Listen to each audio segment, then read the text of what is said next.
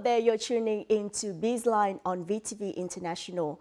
Vietnam has a unique opportunity to develop the domestic semiconductor industry and participate in the global semiconductor value chain.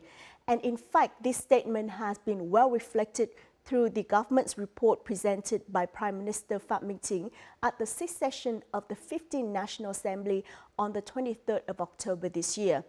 And in his speech regarding the main task for 2024, Prime Minister Phạm Minh Chính emphasized the focus on training high-quality human resources for science and technology, with a target of achieving 50 to 100,000 high-quality human resources for the semiconductor industry in the period from 2025 to 2030. So why semiconductor for Vietnam and why now? Our reporter Lina De Phạm sat down with Associate Professor Dr. Nguyễn Anh Thi, President of Saigon High-Tech Park, and Mr. Adrian Ng, Sales Director, South Asia and India of Synopsys, to hear them shed more light on this.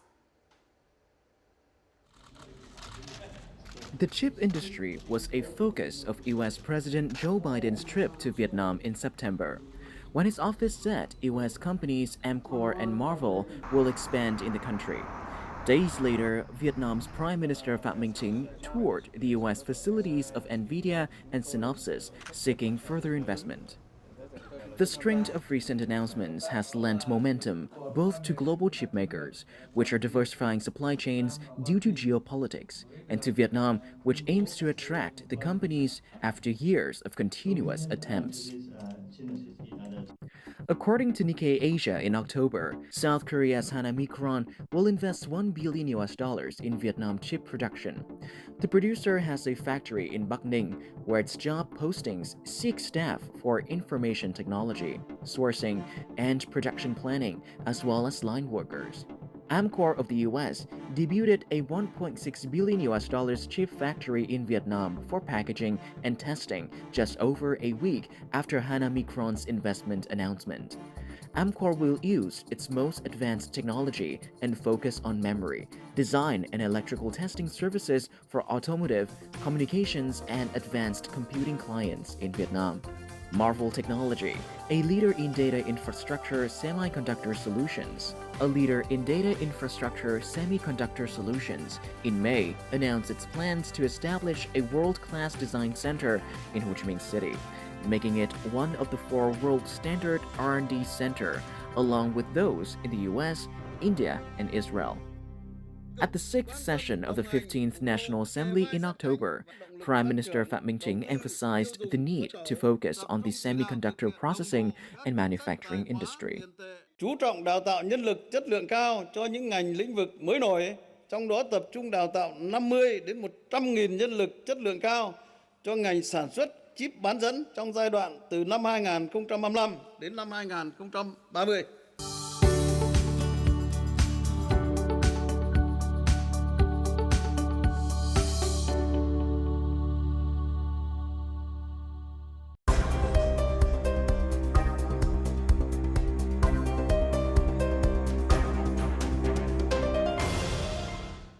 Thank you so much for joining us today as we are discussing in a very special environment the IETC Center in Saigon High-Tech Park. Can you explain to us a little bit about the purpose of the establishment of this center? IETC stands for International Electronic Training Center. This center was established for preparing high qualified human resource for electronics and then semiconductor industry development in Vietnam. Right now, the electronic industry in Vietnam heavily depend on FDI. For the next stage of development, we should focus on developing Vietnamese company in the field. And the human resource are the key factor. We do also have a lot of challenge trying to hire people. Yeah, that was why we went to talk to Mr. T about people are complaining that even good, today Vietnam has a good source of graduates doing IC design. I would say the IC design by triple E, right? But the gap to get them from graduation to be so-called to be able to use by the company It's a gap of about 6 to 8 months, right? So we presented to him that this is a big problem that we need to resolve. If not, I don't think nobody would come, right? Because human resource is always part of the biggest problem or challenges for any companies to set up here, right? And Mr. T actually took in the feedback, and then he and my guys, Mr. Lam, actually we started off brainstorming what should be done, right? That's where we decided to partnership with SHTP to set up this IETC center. Your first engagement with Vietnam started 15 years ago.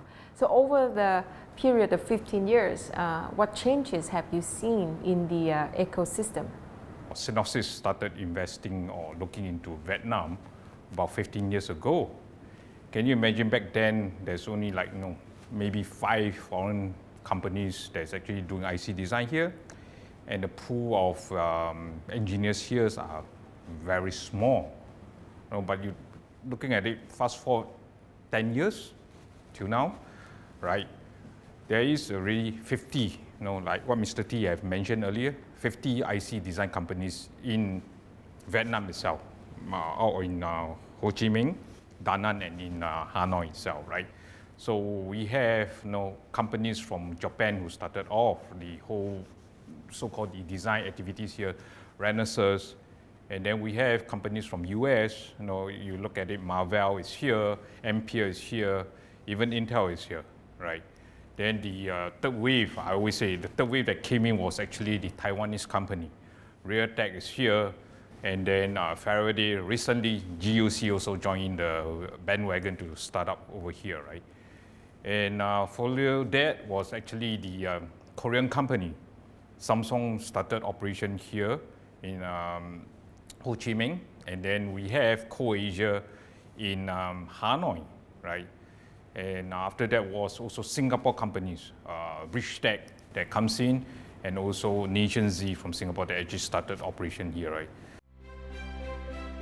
Vietnam began chip production in 1979 with the establishment of the Z181 factory, which spun off from a physics lab of the Vietnam Military Technical Institute.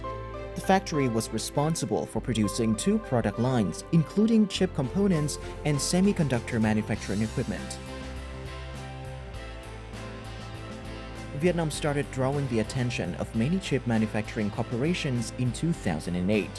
During this period, the Vietnamese government implemented several new technology policies to attract foreign investment and create favorable conditions for the development of chip manufacturing facilities.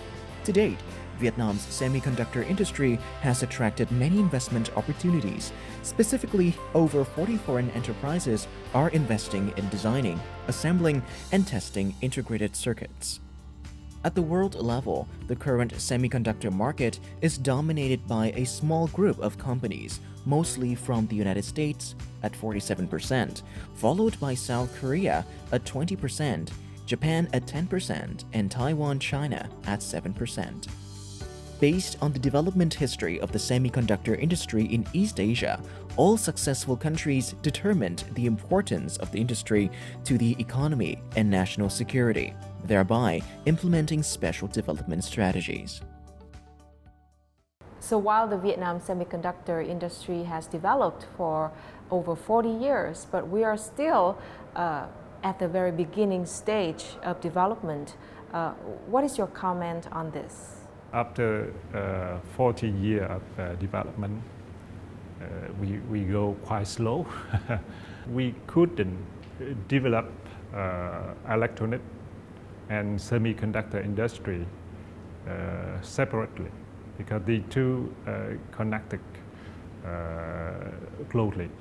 In the past, semiconductor or chip industry is part of electronic industry. But due to its importance and its specific technology, high tech, so it's separate into an independent industry. But the two closely connected together. If you want to develop the chip industry, electronic industry should be developed in one step sooner, we can say, because it creates the demand for the chip industry. Do you think that the most important factor now is to focus on human training? The specialists, the experts, the Vietnamese overseas in the developed country like US or Japan, around the world are the key resource for the development of Vietnam in the year coming. So how to attract the people come back to Vietnam are the challenge for Vietnam right now. And we are trying to elaborate new ways to connect and attract the specialists come back to Vietnam by matching the people with the businessmen in Vietnam. What are the competitive advantage of Vietnamese human resources in this sector? Vietnamese engineers are very eager to gain for knowledge, right? That's one thing, and they are not afraid of working overtime, working late hours in order to get things done, right? So I think that is one of the plus point of the culture or the people in Vietnam, right? The other thing I think is also the cost advantage, right? No doubt when we started working in Vietnam back then, right? For fresh graduates to get a work in the IC design, they are paid pretty well, I would say, right? But over the years, it has doubled, right? Almost 100%, right? But I still see that is actually a good advantage against the rest of the countries. Yeah. So I believe that the eagerness to learn and the mentality of I want to learn, I'm not afraid of working overtime to get things done, and also their cost advantage in Vietnam itself does plays a very important factors, right, on how this IC design industry is actually growing over here, and why a lot of FDIs are actually coming into here, because they all saw that and feel that. Vietnamese are considered to me pretty loyal to their own country. Somehow or another, after a couple of years, right, you can see them coming back, to Vietnam, and to help the growth of the so-called ecosystem on IC design. So I think that it's definitely a good thing, right? To train, even if you train people locally here, people go out, let them go and learn, let them go and get the knowledge, absorb the knowledge, and then they'll bring back here. Vietnam currently has about 5,000 engineers working in integrated circuit or IC design. The industry's human resources are concentrated in big cities, of which 85% are found in Ho Chi Minh City, 8% in Hanoi, and 7% in Da Nang City. Engineers in this field majored in technical disciplines such as electronics, telecommunications, mechatronics and automation at Hanoi Polytechnic University, Hanoi University of Industry, and Ho Chi Minh City University of Technology and Education, University of Information Technology, or Da Nang University of Science and Technology. Graduates undergo 3 to 6 month internships or on-the-job training. Operating an office in Hanoi from 2020, the company plans to employ 300 engineers after 3 years. However, up to now, the company has only been able to assemble an 80-strong team of engineers. Although he majored in electronics but did not specialize in circuit design, this fresh graduate engineer was accepted because he had previously completed the company's basic training program. Khóa học thi vào sâu hơn trong quá trình mà mình học hỏi về thiết kế chip, thì bây giờ mình sẽ biết được rõ hơn là quy trình mình thiết kế chip như thế nào, các bước thì mình có những cái yêu cầu là gì. Vietnam did not have in-depth training programs on IC design until 2023. Therefore, this business has proactively cooperated with universities to train chip design engineers to meet the company's human resource needs. Nếu mà với các bạn có kinh nghiệm thì cả một năm có khi là công ty cũng chỉ tuyển được 1 đến 2 bạn, bởi vì rất là khó. thì công ty đã quyết định ngay từ đầu là sẽ tuyển dụng các bạn sinh viên, sau đó thì đào tạo lên. Các bạn sinh viên kỹ thuật của Việt Nam thì cơ bản các bạn ấy đều có được cái kiến thức gọi là kiến thức nền tảng của cái việc mà có thể thực hiện được việc thiết kế chip.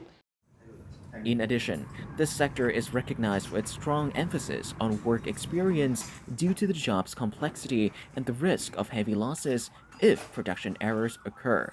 Therefore, only an engineer with 3 to 5 years of experience will be assigned an independent design task by the company without needing a more experienced engineer supervising. Business representatives say cooperative training programs between businesses and universities can help shorten this period. Khi mà các bạn học đại học, các bạn chưa liên hệ được cái kiến thức mình học nó có thể dùng vào việc gì sau khi ra trường đi làm cho công ty thiết kế chip. 6 tháng đầu hoặc đến 1 năm đầu tiên thì các bạn ấy vẫn phải tiếp tục được đào tạo những cái kiến thức chuyên môn cần thiết cho cái dự án mà công ty đang làm. Cái đấy có thể là doanh nghiệp và nhà trường có thể sẽ ngồi với nhau, sau đó thì có thể cùng thiết kế ra một cái chương trình mà nó phù hợp. Many universities, such as Hanoi University of Science and Technology, FPT University, and University of Information Technology, have opened training programs in semiconductors and ICs this year. Launching such programs and enhancing training quality are expected to contribute to meeting the human resource demand in Vietnam's semiconductor and chip manufacturing industry. What are the challenges in launching training programs for Vietnamese engineers and students studying semiconductor? Right now we have 5,000. We need another for 45,000. So with 7 years left, so we need at least 8,000 engineers, new engineer per year. Yeah. So in order to have this number, we should mobilize at least 20 universities. So which each one provide roughly 400 engineers per year. So we can have 8,000 per year. Something feasible. The young generation in Vietnam still love to learn engineering. That is the key factor. So based on what criteria that you think Vietnam can position itself as one of the strong countries in the global value chain for the semiconductor industry? In knowledge economy, the cost is still an important factor, but the innovation capacity become the key, the strategic factor for the competition. Where there are the high density of the people with high capacity of innovation will be an attractive place for the investor to move, to come and to build their business. Vietnam shouldn't continue to, to compete traditional factor like low income human resource or tax incentive. Or low price to land use, etc. Policy should focus on people rather than on the business, on the company. Okay. For example, if you have an attractive policies on personal income, tax income. That will help to attract the high qualified human resource come back to Vietnam. So you mentioned about mobilizing outside support to develop the domestic sector of this industry in Vietnam. What have been done? I say to most of Vietnamese overseas that we invite you to come back to Vietnam not for the money, but for lots of money. The idea is that Vietnam is a very good state of development. There are lots of business opportunity in Vietnam right now. And by leveraging the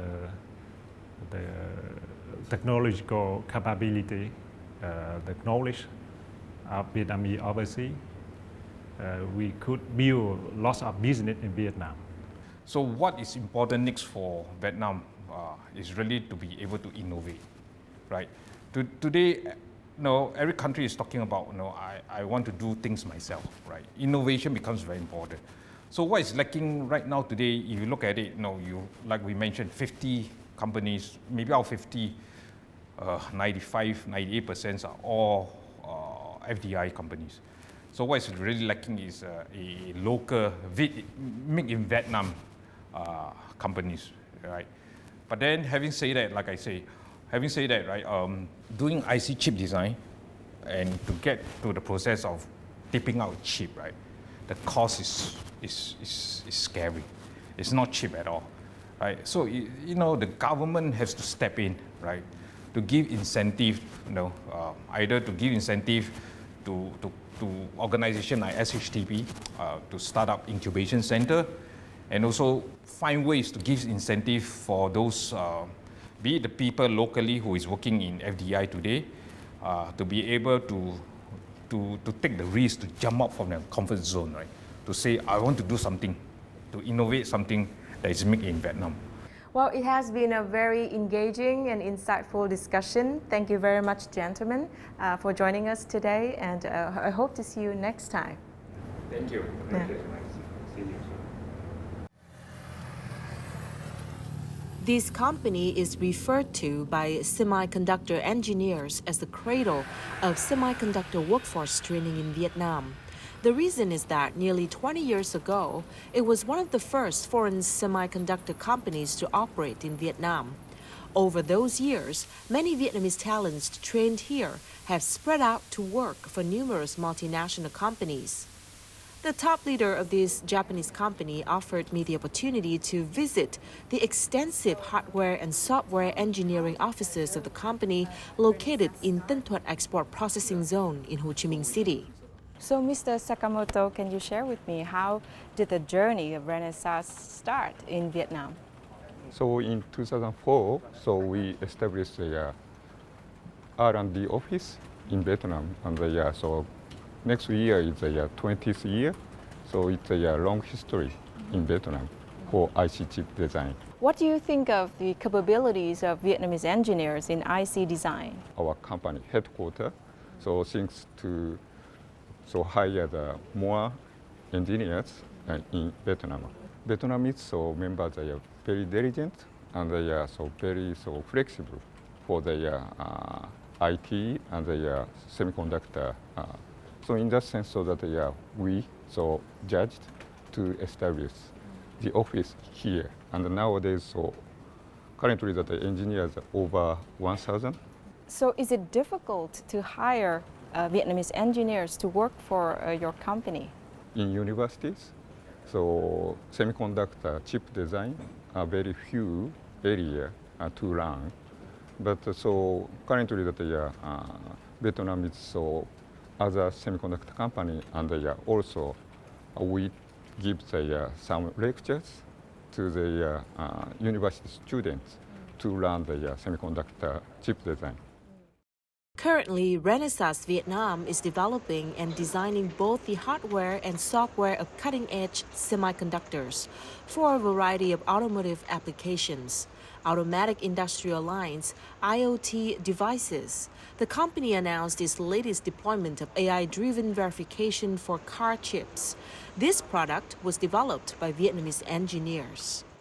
Những cái ý tưởng mà ứng dụng cái design by AI tool được đứng đầu bởi những các kỹ sư tại Việt Nam, và thông qua những cái cuộc họp cũng như là đánh giá với CTO Office ở tại Renaissance toàn cầu, thì họ cũng đánh giá rất cao cái năng lực của các kỹ sư Việt Nam khi tham gia vào cái dự án này.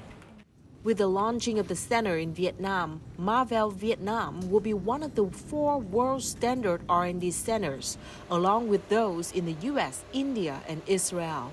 The center will focus on developing and researching the most advanced IC technologies. It also doubles as a venue for Vietnamese technology engineers to hone their professional skills, opening up many career development opportunities in the field of microchips and semiconductors. Marvell Vietnam currently has about 300 employees, of whom 97% are engineers. Công ty công nghệ Marvell Việt Nam đang cố gắng hợp tác với các trường đại học quốc gia, đưa ra những cái môn học chuyên sâu về ngành thiết kế vi mạch, đưa những môn học đó vào trường đại học để giúp cho các em kỹ sư có được cái kiến thức chuyên sâu về ngành thiết kế vi mạch trước khi các em đó ra trường. Và khi các em đó ra trường thì các công ty sẵn sàng nhận các em đó vào làm việc. Thì đó là một cái cách hai phương diện ngắn hạn và trung hạn dài hạn để đào tạo cái nguồn nhân lực ở Việt Nam mình. Chip production will fuel Vietnam's aspiration to become a key manufacturing hub in the region. If successfully implemented, it will not only generate foreign reserves from exports, but also an opportunity to develop advanced technologies, boosting the internal strength of the domestic economy. And to achieve this, Vietnam has to solve a number of obstacles, such as establishing a domestic supply chain, improving high-tech workforce training, creating a favorable business environment, funding research and development, and collaborating with international partners. And that's it for this edition of BizLine. Stay tuned for more content or download our app VTV Go from App Store or Google Play for even more. Thank you for joining us, and we hope to see you again next time.